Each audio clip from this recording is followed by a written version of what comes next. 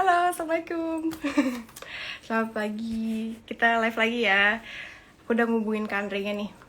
Jadi kita bisa langsung live bareng sama Kak Andre-nya. Tadi yang udah nungguin, ayo join lagi.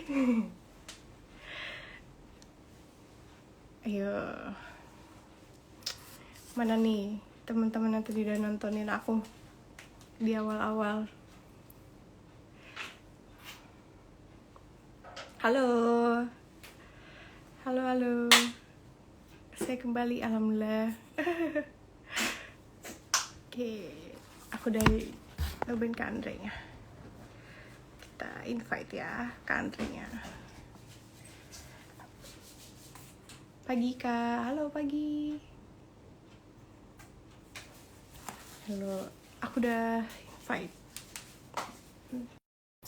Anda.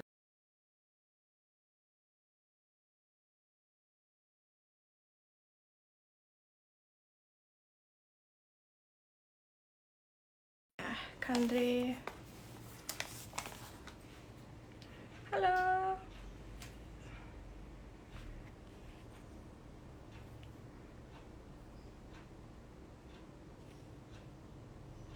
Ntar aku request dulu ya sama Kak Andre-nya untuk join.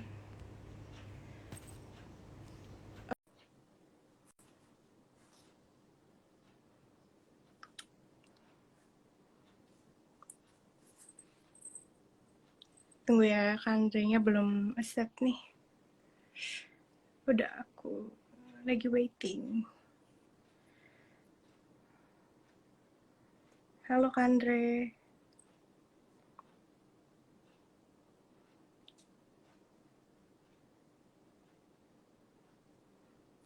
Masih waiting.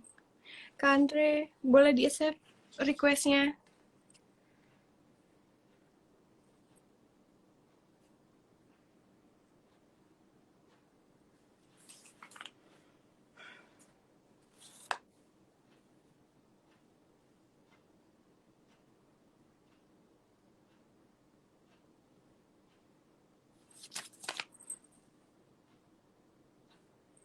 Kita invite ulang ya, Kak Andre-nya.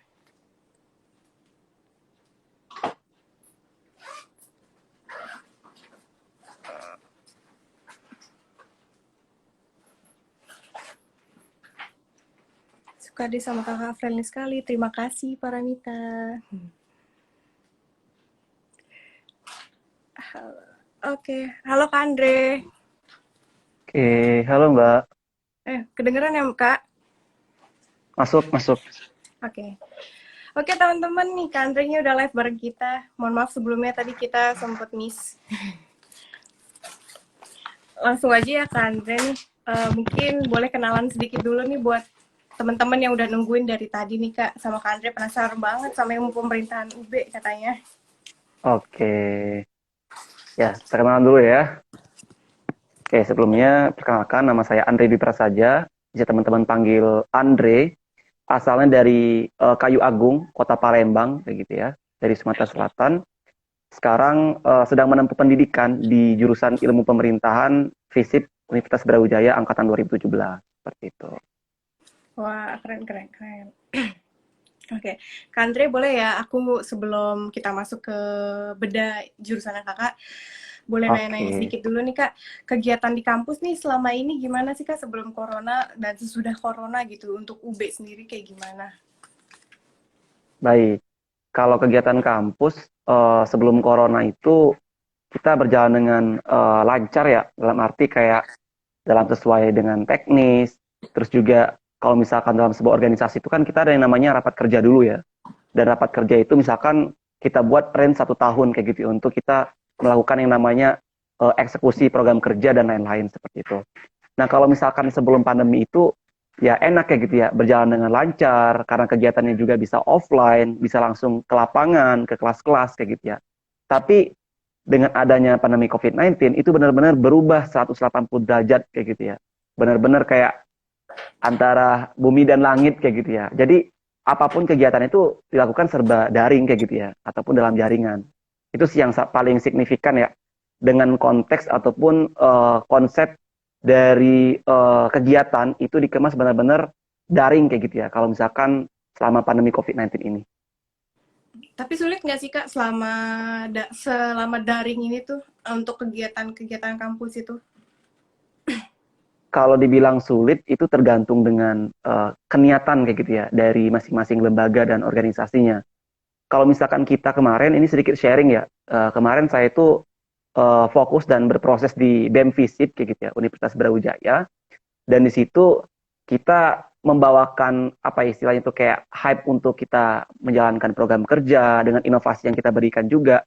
Itu kita istilahnya itu nggak kalah dan nggak lulu lantah kayak gitu ya dengan pandemi COVID-19 kayak gitu ya. Karena kita berpikiran bahwasanya kita kudu adaptif gitu loh.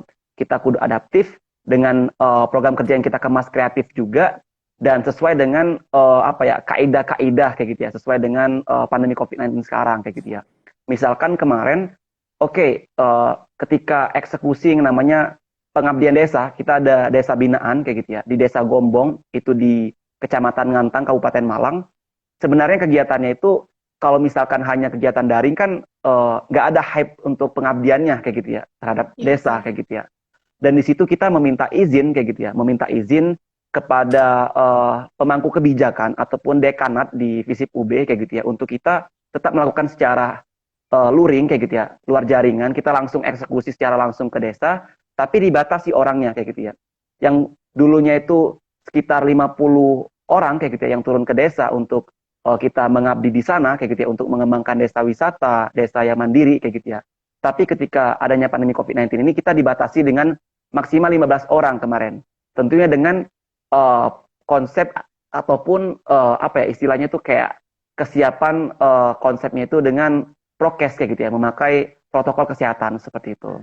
Jadi Hmm, alhamdulillah kemarin berjalan dengan lancar kayak gitu ya desa binaannya dan kita intinya kayak tadi ya konsep adaptif dan kreatif itu benar-benar perlu kayak gitu ya bahwasanya ketika kita sudah mengkolaborasikan antara adaptif dan kreatif ini apapun situasinya, apapun kondisinya kita bisa survive kayak gitu ya. Kita bisa benar-benar tetap maju kayak gitu ya. gitu. Tapi alhamdulillah sukses ya Kak. Oke, kalau gitu kita masuk aja ya Kak untuk beda jurusan. Tadi sempat ada yang nanya nih Kak sebelumnya di live sebelumnya tuh dari Halo Salma. Katanya kalau mau masuk ilmu pemerintahan itu minimal skor 560 tuh bisa nggak sih Kak? Katanya gitu sih kurang lebih pertanyaannya. Oke, itu buat UTBK ya. Sepertinya gitu sih Kak. Soalnya dia hanya nanya Iya, untuk skor 560 bisa nggak sih Kak gitu. 560 itu. Mm-mm. Oke, saya jawab ya. Itu besar sih dengan poin ataupun nilai 560 ya untuk masuk ilmu pemerintahan di Visip UB kayak gitu ya. Karena setahu saya range untuk masuk UB itu minimal kemarin tuh ya 450 sampai 500 kayak gitu ya. Ya 500 ke atas itu nilai aman kayak gitu ya. Karena benar-benar kita bukan hanya kita kayak gitu ya yang daftar itu kayak gitu ya. Tapi benar-benar eh, apa ya kompetisinya itu se-Indonesia gitu loh, bukan kita sedaerahan kita aja. Misalkan saya ini dari Sumatera Selatan, ya bukan yang daftar ilmu pemerintahan di FISIP UB bukan hanya di Sumatera Selatan aja kayak gitu, tapi teman-teman Papua, teman-teman Bali, Jawa Timur kayak gitu ya. Itu sih, jadi benar-benar ya teman-teman harus mempersiapkan dengan matang kayak gitu ya. Oke, nilai aman itu 500 ke atas kayak gitu ya. Tapi ketika berbicara sudah 560, itu insya Allah apa ya diberikan kesempatan lebih lah bahasanya kayak gitu. Oke. Makasih Kak. Ini ada pertanyaan nih Kak dari Masita Salsabila. Kak Andre, pengalaman paling nggak terlupakan di UB apa ya Kak? Oke, pengalaman yang tak terlupakan. Banyak ya yang nggak terlupakan kayak gitu ya. Apalagi Mungkin satu Kak ketika diceritain. Nah. mabah kayak gitu ya. Oke, ketika itu hmm, ini mahasiswa baru ya, mahasiswa baru. Ingat banget ketika itu ada yang namanya kegiatan Leadership of Government kayak gitu ya, atau LOG. Itu adalah rangkaian kegiatan terakhir program binaan dari ilmu pemerintahan kayak gitu ya, yang dibawahi oleh HIMAP, Himpunan Mahasiswa Ilmu Pemerintahan. Dan di situ ingat banget ketika itu saya dilantik ya ataupun dideklarasikan sebagai ketua angkatan ilmu pemerintahan angkatan 2017. Dan di situ kalau nggak salah 2 hari saya itu nggak tidur kayak gitu ya. Dan wow 24 jam kali 2 kayak gitu ya, itu nggak tidur dan benar-benar nggak terlupakan lah bahasanya. kayak malam-malam ngopi sama senior, terus juga kita diskusi, ada hackingnya juga, ada kegiatan outdoor kayak gitu ya. Kita juga ada kegiatan outbound kayak gitu ya, yang benar-benar gamesnya tuh langsung ke hutan kayak gitu ya, ke alam kayak gitu. Kebetulan kemarin tuh kegiatannya di Batu kayak gitu. Itu sih yang nggak terlupakan kayak gitu ya. 2 hari nggak tidur itu kegiatan leadership of government. Oke, mungkin itu juga bisa jadi apa namanya? Salah satu kegiatan di ilmu pemerintahan ya, Kak. Maksudnya jurusannya. Kalau untuk jurusan sendiri nih, Kak, tentang jurusan ilmu pemerintahan. Di situ tuh kita belajarin tentang apa sih, Kak? Soalnya kan untuk aku sendiri nih ya, Kak, aku tuh awam banget gitu. Ilmu pemerintahan tuh belajarnya kayak apa, kayak gimana, terus Oke, apa aja sih gitu. oke. Kalau di ilmu pemerintahan itu apa ya? Beda banget dengan ilmu politik ya. Kalau misalkan teman-teman tahu kayak gitu ya, ada jurusan ilmu ilmu politik sama ada ilmu pemerintahan kayak gitu ya. Sebenarnya harus teman-teman ketahui kayak gitu ya. Kita di ilmu pemerintahan tuh sedikit banget belajar ilmu politiknya kayak gitu ya. Bahkan kita nggak sama sekali membahas itu kayak gitu ya. Dalam arti benar-benar ilmu pemerintahan tuh kita bahas terkait kebijakan, administrasi negara, terkait public policy kayak gitu ya. Benar-benar terkait kebijakan publik kayak gitu ya. Jadi kalau misalkan perbedaan antara ilmu politik dan ilmu pemerintahan apa? Kalau ilmu politik itu dia konsen terhadap bagaimana sih merebut sebuah kekuasaan kayak gitu ya dengan jalur politik. Ya, ilmu politik itu mempelajari terkait itu. Ada yang namanya partai politik, ada yang namanya pilkada kayak gitu ya. Itu ilmu politik. Tapi ilmu pemerintahan membahas apa? Kita itu lebih konsen terhadap bagaimana sih kita mengelola yang namanya pemerintahan ini kayak gitu ya. Dengan cara yang benar-benar good government kayak gitu ya. Ataupun dengan tata kelola pemerintahan yang baik kayak gitu ya. Dengan konsep-konsep yang sekarang kayak gitu ya, sesuai dengan inovasi pemerintahan, kayak misalkan gini, adanya EKTP itu termasuk yang namanya benar-benar dia sudah kayak gitu ya, mengupayakan yang namanya good government, dalam arti ya sekarang itu kita nggak dipersulit lagi dengan yang namanya sistem birokrasi, karena birokrasi Indonesia itu kan yang namanya birokrasi kayak gitu ya, wah misalkan mau ngurus KTP kayak gitu ya, wah birokratis sekali kayak gitu ya, jadi benar-benar terbelit-belit kayak gitu ya. Nah tapi di ilmu pemerintahan itu kita diajari bahwasanya kebijakan itu bagaimana sesimpel mungkin agar masyarakat itu bisa mengakses luas-luas mungkin. Itu sih titik poin yang mau saya sampaikan kayak gitu ya. Jadi kalau boleh tahu nih, Kak, ilmu pemerintahan itu ada pelajaran yang kaitannya sama hukum-hukum gitu juga nggak sih, Kak? Oke. Kalau terkait hukum kita juga belajar ya. Kalau menurut saya justru ilmu pemerintah ini sangat-sangat kompleks yang dipelajarin. Kita belajar ekonomi iya, terkait keuangan anggaran iya, kita belajar hubungan antar negara iya, yang dipelajari teman-teman HI kayak gitu ya. Kita juga belajar hukum, kita juga belajar administrasi negara kayak gitu ya. Kita juga belajar yang namanya psikologi pemilih kayak gitu ya. Kalau misalkan dari teman-teman jurusan psikologi kayak gitu ya. Dan lain-lain kayak gitu. Jadi benar-benar menurut saya kayak gitu ya, jurusan ilmu pemerintahan ini benar-benar kompleks kayak gitu ya, ilmunya kayak gitu. Jadi di ilmu pemerintahan ini tuh hampir sama dengan semua jurusan yang lain kayak psikologi, hukum, politik, administrasi kayak gitu ya, Kak? Ya, benar-benar. Kalau ini, Kak, boleh tahu nggak sih, Kak? Maksudnya kasih tahu gitu sedikit atau banyak matkul-matkul yang dipelajari sama teman-teman ilmu pemerintahan tuh apa? Soalnya kan teman-teman kan nggak tahu nih ilmu pemerintahan awam gitu, taunya hukum, politik atau apa. Kan kalau yang psikologi jelas ya seperti ini, kalau matematika belajar matematika, kalau IT belajar tentang coding. Nah, kalau ilmu pemerintahan tuh matkulnya apa aja sih, Kak? Sedikit aja cerita, bukan dikit. Oke, Kayak nyebutin aja gitu, nggak usah diceritain. oke. Kalau matkul di pemerintahan itu kan banyak ya. Kalau misalkan kita mau menuju skripsi itu sekitar 140-an SKS yang harus ditempuh, ya kayak gitu. Dan di situ kalau misalkan di tingkat semester awal itu kan belajar kayak teori pemerintahan, terkait teori birokrasi, pemerintahan daerah, kebijakan publik kayak gitu ya, masih dasar-dasar. Ketika sudah menjurus kayak gitu ya. Kalau misalkan saya sendiri, saya kan jurusannya saya di prodi ilmu pemerintahan, tapi peminatannya itu pemerintahan daerah kayak gitu ya. Nah, pemerintahan daerah itu juga ada yang namanya konsen khusus kayak gitu ya. Dan di situ lebih membahas terkait demokrasi lokal, pemerintahan daerah, pengelolaan anggaran kayak gitu ya. Kayak gitu sih sedikit gambaran kayak gitu ya terkait mata kuliah yang ada di ilmu pemerintahan. Oke. Kak, ada pertanyaan masuk nih dari Franklin 0107. Mau tanya dong, maksudnya good government itu gimana? Dan indikatornya sebuah pemerintahan bisa disebut good government itu apa? Nah, Kak, silakan dijawab. Oke, baik, ini pertanyaan dari siapa ya? Langsung saya jawab aja ya. Dari Franklin. Franklin. Oke, terima kasih Franklin ya. Baik, sederhananya kayak gitu ya. Saya nggak usah bahas-bahas teori karena di sini kita ngobrol santai ya konteksnya ya. Beda Iya, ilmu pemerintahan betul. ngobrol santai biar teman-teman yang baru kenal juga dengan pemerintahan juga bisa tahu kayak gitu ya. Nah, kalau misalkan konsep dasar dari good government itu, jadi tata kelola pemerintahan dia itu yang benar-benar baik kayak gitu ya. Dalam arti tidak menyulitkan dan tidak ajak yang saya bilang tadi, tidak terbelit-belit. Dengan konsep apa? Indikatornya ada 9 kayak gitu ya. Salah satunya ada akuntabilitas, transparansi kayak gitu ya. Dengan berasaskan yang namanya IT base kayak gitu ya. Benar-benar pemerintahan yang baik itu ya, itu terukur gitu loh.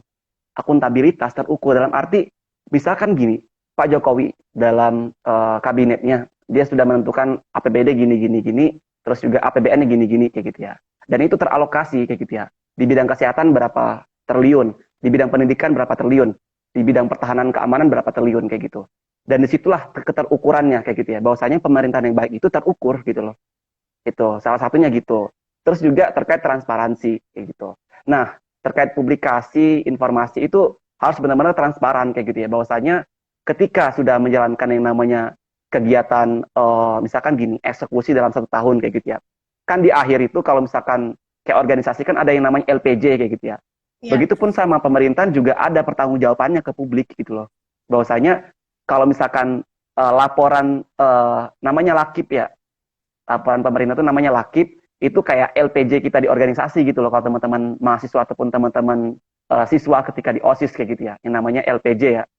Sama kayak gitu ya, organisasi itu benar-benar hampir mirip lah kayak gitu ya dengan tata kelola pemerintahan kayak gitu ya. Kita juga ketika di mahasiswa itu diajarin bagaimana sih kita mengolah yang namanya organisasi kayak gitu ya, organ itu dengan cara yang baik tadi kayak gitu. Simpelnya gitu sih buat yang namanya istilah tadi ya, good government tadi. Oke. Kalau ini Kak, dari aku sih pertanyaannya, mungkin mau nanya, kalau lulusan ilmu pemerintah itu prospek kerjanya tuh di bagian apa sih Kak, kalau boleh tahu? Oke, kalau yang paling banyak ya, ya bisa daftar PNS ya, atau jadi ASN, aparatur sipil negara. Tapi juga tidak menutup kemungkinan bisa jadi dosen, bisa jadi pengajar kayak gitu ya, bisa jadi penulis, peneliti kayak gitu ya.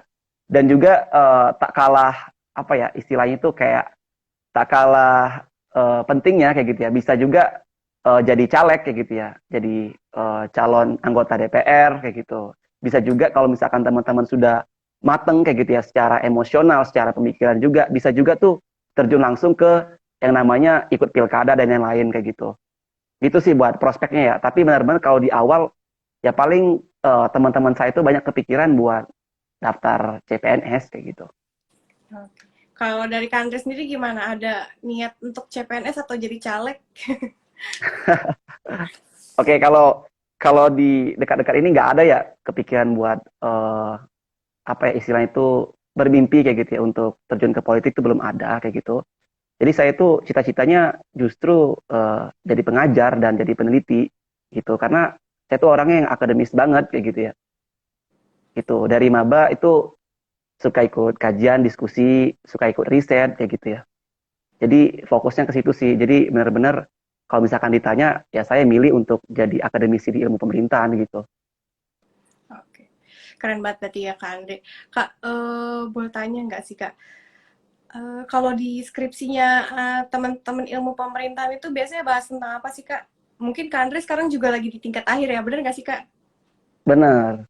Nah, kalau Kak Andre sendiri nih ngangkat temanya atau judul skripsinya itu tentang apa sih Kak kalau boleh tahu? Oke.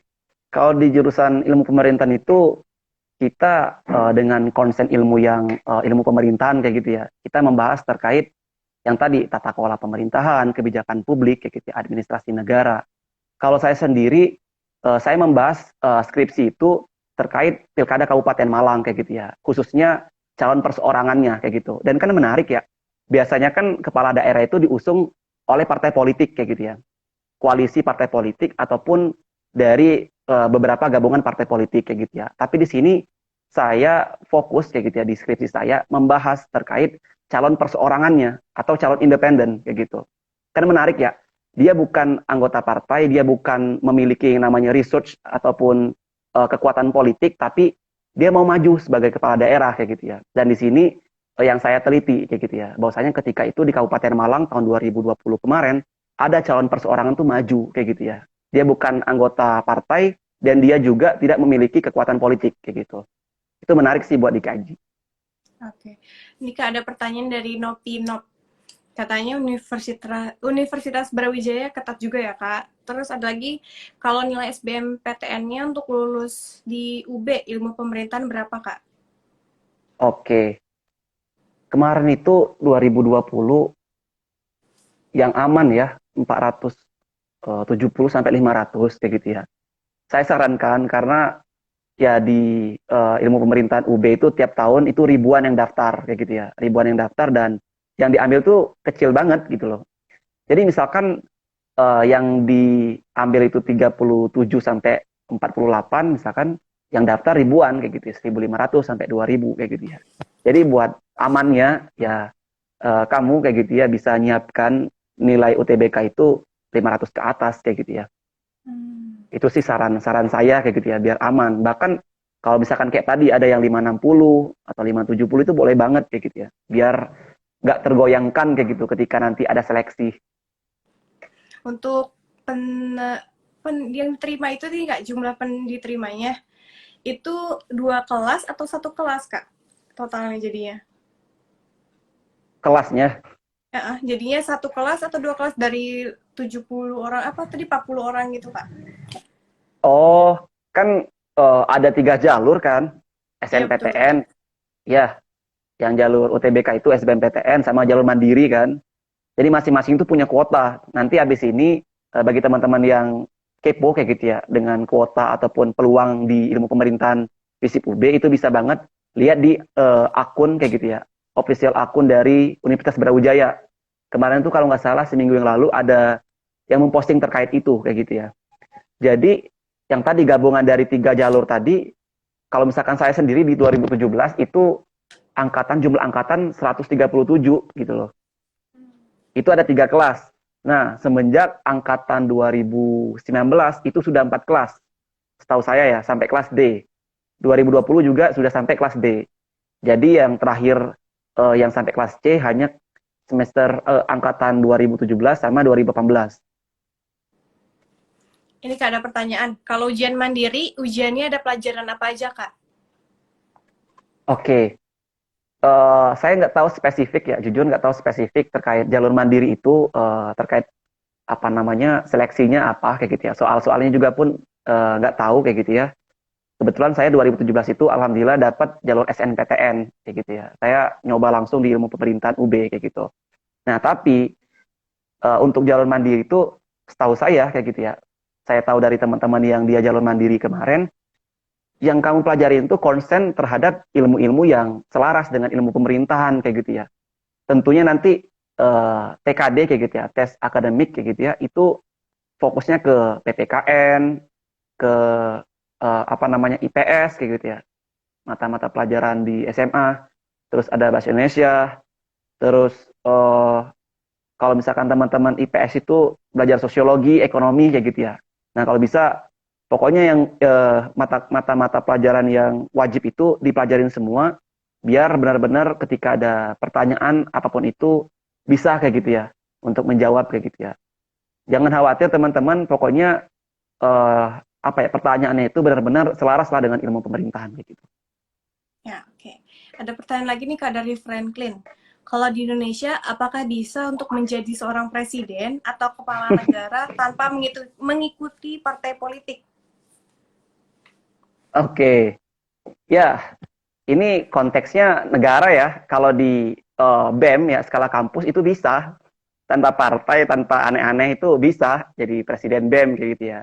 Tapi kalau segala negara kayak gitu ya, skupnya negara, ada dalam undang-undang itu mensyaratkan bahwasanya ada yang namanya presidential threshold kayak gitu ya. Nah, presidensial threshold ini adalah ambang batas untuk mencalonkan diri sebagai presiden.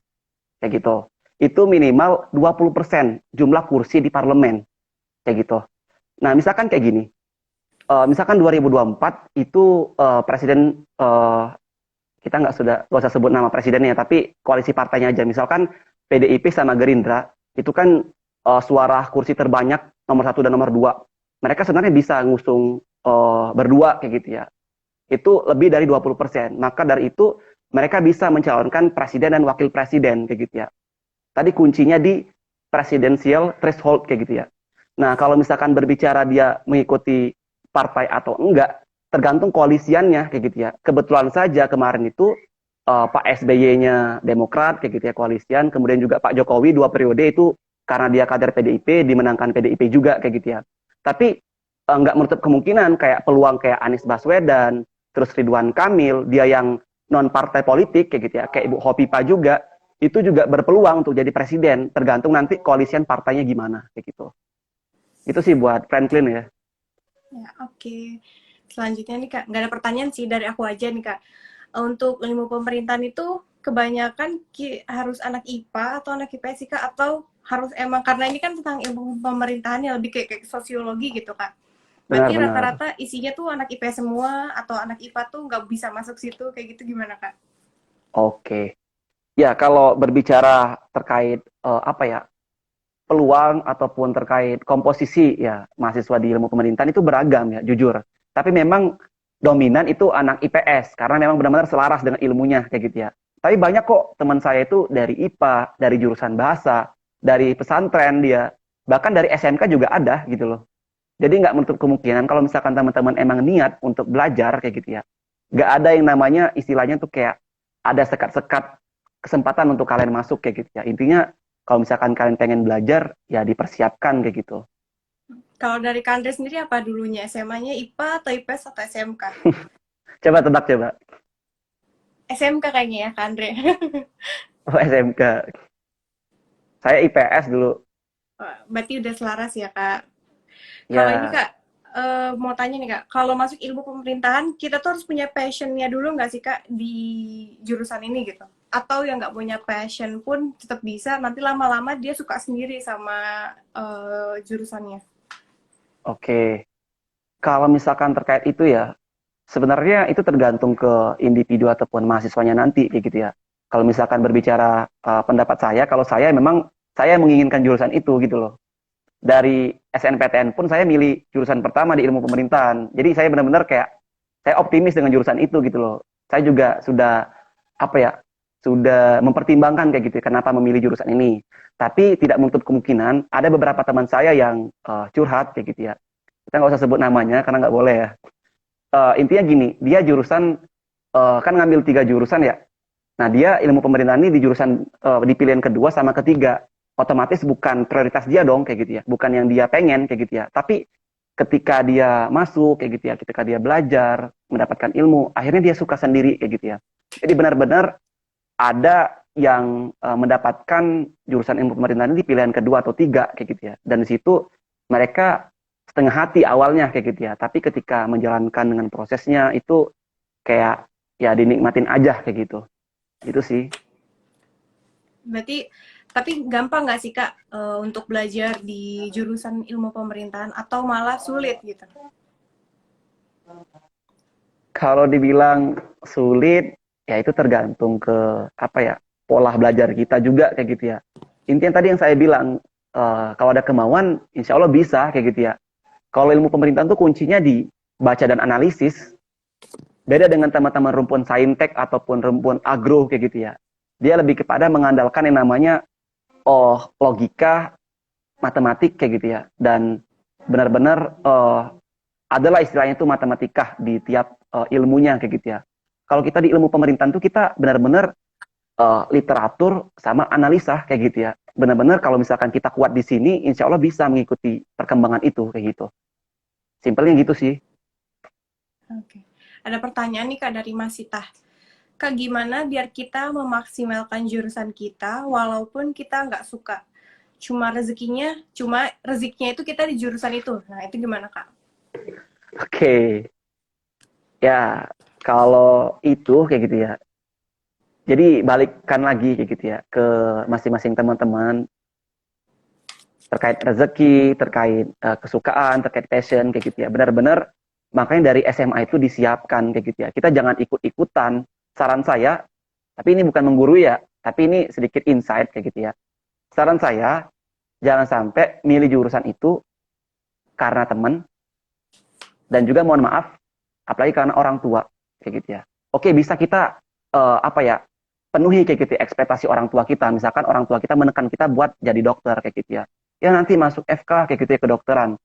Tapi tidak menutup kemungkinan kita punya standing position sendiri gitu loh. Kita bisa banding ke orang tua kita. Intinya kuncinya di koordinasi dan komunikasi. Komunikasikan, Pak, Bu, saya benar-benar agak kurang suka dengan ilmu kesehatan segala macam kayak gitu ya. Saya lebih suka untuk apa ya, berkomunikasi, terus juga kajian media kayak gitu ya. Jadi saya mau pengen daftar itu di jurusan ilmu komunikasi kayak gitu ya. Kan bisa dikompromi gitu loh. Gitu. Jadi sesuai dengan hati ketika belajar itu ya kalian pikirkanlah kayak gitu ya. 4 tahun loh kuliah itu. Kalau misalkan S1 itu dijalankan dengan setengah hati, dijalankan dengan tidak penuh apa ya, kecintaan kayak gitu ya. Ya nanti akan apa ya, istilahnya itu kayak goyang gitu loh. Apalagi ketika skripsi, bingung nanti judul skripsinya mau bahas apa, habis ini mau kerja apa, kan Iya bingung betul kayak gitu ya. betul. Ya. Benar. Jadi gitu sih, tadi ya, jangan ikut-ikutan nih, khususnya teman-teman SMA nih ya yang sekarang nonton, jangan ikut-ikutan teman kayak gitu ya. Karena ketika kalian sudah beranjak dari SMA, itu kalian harusnya sudah mandiri gitu loh. Jangan berbicara ikut-ikutan teman kayak gitu ya.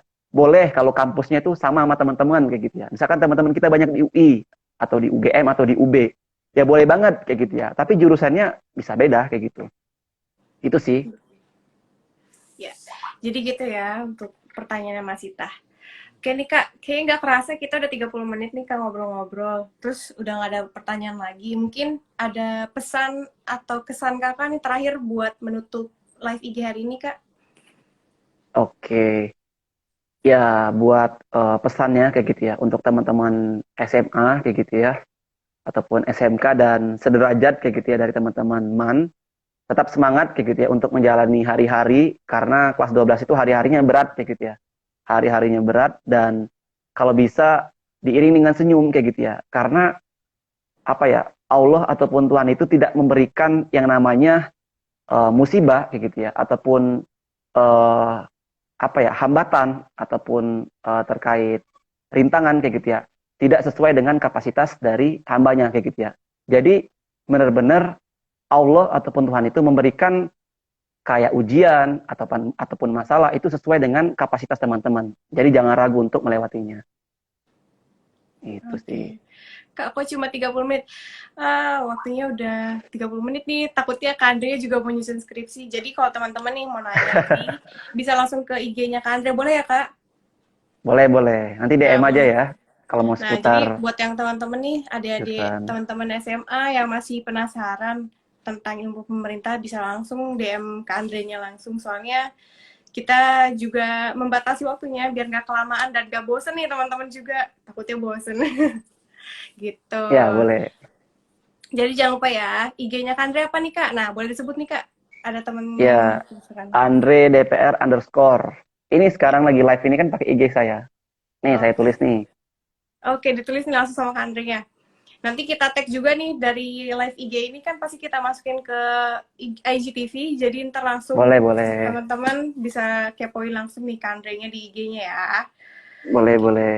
Oke, jangan lupa nanti siang ada webinar, bener banget nih. Kandre ini salah satu pembicara kemarin kita loh, teman-teman. Jadi kenapa kita undang sekalian? Karena biar teman-temannya udah kenal juga kan sama Kandre kemarin gitu. Iya, Oke, di fallback. oke, terima kasih ya Kandre atas waktunya. Mohon Oke. maaf sebelumnya jika mengganggu waktu ya Kak Andre. Semoga sukses terus, sehat terus ya Kak Andre untuk skripsinya. Semoga lulus Ya, dengan nilai terbaik ya Kak. amin. Amin. Kalau gitu aku close ya Kak Andre-nya. Gak apa-apa ya Kak. Oke, sukses terus teman-teman. Ya, Ya, sukses dulu Kak. Terima kasih. oke. Oke, terima kasih teman-teman udah nontonin hari ini live IG-nya sama Kandre dari Ilmu Pemerintahan di Universitas Brawijaya. Buat teman-teman yang masih penasaran bisa langsung ke IG-nya Kandre, nanti kita tag di IGTV-nya kita untuk Kandre-nya.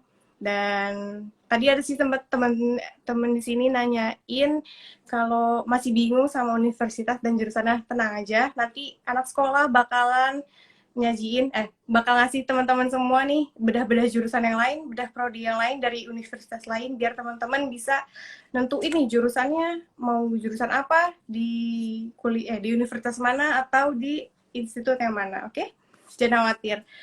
Jangan lupa untuk terus nonton live IG kita setiap hari Sabtu ya teman-teman. Sampai jumpa di Sabtu depan. Dadah. Assalamualaikum.